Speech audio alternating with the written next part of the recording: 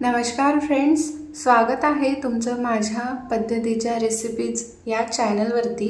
तर आज आपण भटुरे सोबत जे छोलेची भाजी असते ना, अगदी रेस्टॉरंट स्टाईल, हॉटेल स्टाईल तशीच आपण ही छोले करणार आहे।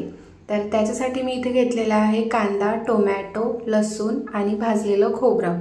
तर बघा, कांदा, टोमॅटो आणि लसूण हे तेलामध्ये मी भाजून घेणार आहे। आपण खोबरं तर भाजूनच घेतलेला आहे। तर इथे मी आता कांद्याला आणि टोमॅटो आणि लसूण याला तेलामध्ये ना छान असं होईपर्यंत फ्राय करून घ्यायचं आहे आपल्याला। तर बघू शकता तुम्ही आपले हे कांदा, टोमॅटो, लसूण छान असं फ्राय झालेलं आहे। आणि फ्रेंड्स, इथे ना अद्रक सुद्धा टाकायचे आहे। अद्रक सुद्धा ना आपल्याला तेलामध्ये टाकून घ्यायचे आहे। तर ते तुम्हाला दिसलेली नाही आहे, पण मी इथे टाकलेली आहे। तर मिक्सरच्या भांड्यामध्ये मी काढून घेतलेलं आहे हे सगळं कांदा, टोमॅटो, लसूण, अद्रक आणि खोबरं भाजलेलं। तसंच आपल्याला मिक्सरमधून असं पेस्ट करून घ्यायचं आहे, फाईन असा। तर कढई ठेवली, त्याच्यामध्ये तेल टाकून घेतलेलं आहे। तेल थोडंसं जास्तच घेतलेलं आहे, कारण की छोले म्हटल्यावर थोडंसं जास्त घ्याल तर टेस्टी होते थोडं। मोहरी आणि जिरे टाकून घेतलेलं। मोहरीला आणि जिरं याला छान आपल्याला क्रॅकल होऊ द्यायचं आहे, तडतडू द्यायचं आहे। आणि जो आपण मिक्सरच्या भांड्यातून ग्राइंड केलेला आहे मसाला, तो मसाला याच्यामध्ये टाकून घ्यायचा आहे। तर बघा, हा पूर्ण मसाला मी ह्याच्यामध्ये टाकून घेत आहे, थोडा थोडा करून, कारण की तेल गरम असते तर म्हणजे हातावरती वगैरे उडायची भीती असते। त्याच्यामुळे जेव्हा आपण कोणतीही भाजी फोडणी देतो तेव्हा खूप सांभाळून करावं लागते। तर बघा, तर पूर्ण मी ह्याच्यामध्ये मसाला टाकून घेतलेला आहे हा।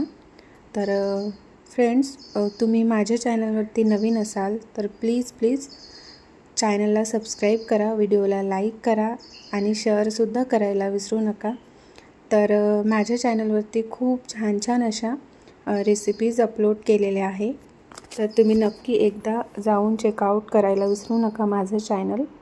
आणि माझा हा व्हिडिओ बघूनच घेतले आहात तर प्लीज एक लाईक, कमेंट आणि सबस्क्राईब करा। तर हा मसाला टाकून घेतला आणि फिरवून घेतलेला आहे या मसाल्याला। तर बघा, आता याच्यामध्ये मी टाकून घेत आहे लाल तिखट, चवीनुसार टाकून घ्यायचं आहे। हळद टाकून घेतली 1 चम्मच छोटा, आणि धनिया पावडर टाकून घेतलेला आहे। तर याला फिरवून घ्यायचं आहे आपल्याला। तर बघू शकता तुम्ही आपला मसाला हा किती भारी दिसत आहे। आणि आता आपण कढीपत्तासुद्धा टाकून घेणार आहे।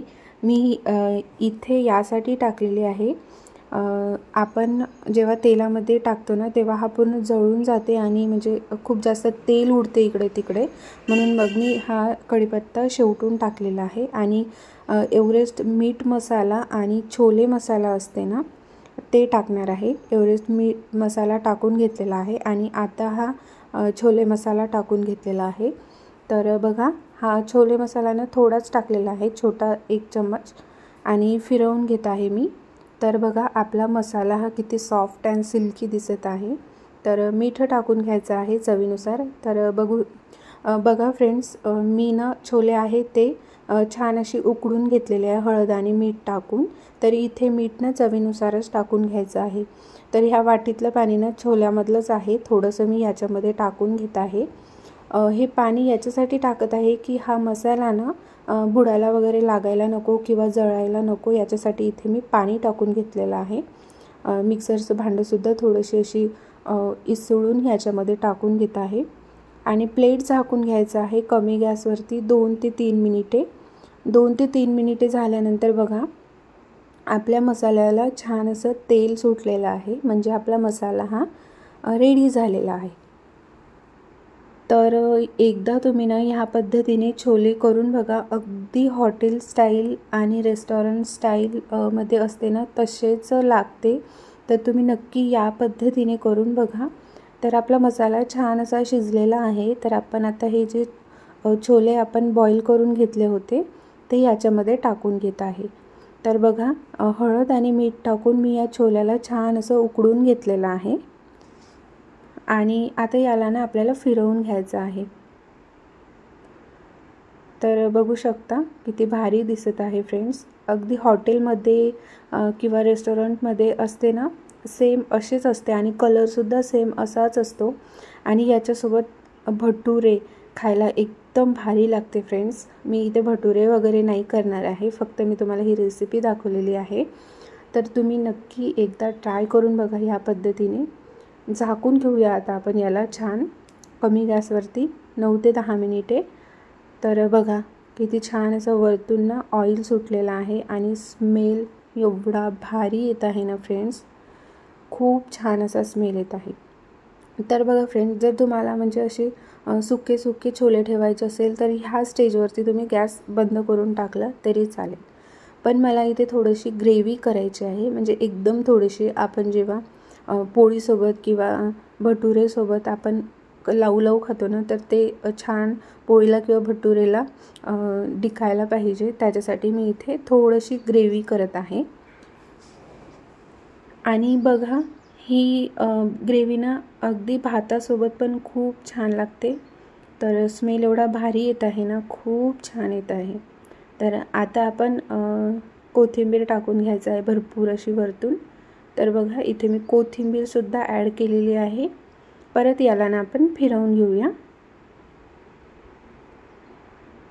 तर बघा आपले जवळपास हे छोले रेडी झालेले आहे. स्मेल एवढा भारी येत आहे ना फ्रेंड्स, खूप छान येत आहे. तुम्ही फक्त या पद्धतीने करून बघा, तुम्हाला आवडेल. परत आपण झाकून घेऊया याच्यावरतून, कारण की आपण पाणी टाकून घेतलेलं आहे. तर बघा छान यालासुद्धा 7 ते 8 मिनिटे झाकून घ्यायचं आहे. 7 ते 8 मिनिटे झाल्यानंतर बघा कलरसुद्धा किती भारी आलेला आहे आणि वरतून तर्रीसुद्धा दिसत आहे.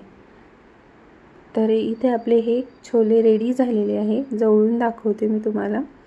तर बघू शकता फ्रेंड्स किती छान झालेले आहे. मला ग्रेव्ही एकदम जास्त पण ठेवायची नव्हती आणि एकदम कमी पण. मी जेवढी ठेवलेली आहे तेवढीच ठेवायची होती. तर इथे बघा मी आधी थोडीशी प्लेटिंग करून घेतली आणि घरी मी आता खायला देणार. तर बघा त्याच्यावरतून मी कांदा, कोथिंबीर आणि लिंबू घेतलेला आहे. तर हे रिकामे सुद्धा खायला खूप भारी लागतात. तर फ्रेंड्स तुम्ही नक्की ट्राय करून बघा ह्या पद्धतीचे छोले. एकदम हॉटेल स्टाईल होणार आणि तुम्ही एकदा कराल ना तर परत परत कराल. तर बघा किती छान अशी दिसत आहे. अगदी बोट चाटत राहाल एवढी भारी ही भाजी होते. तर भेटते तुम्हाला परत अशाच एका नवीन रेसिपीसोबत. तोपर्यंत बाय.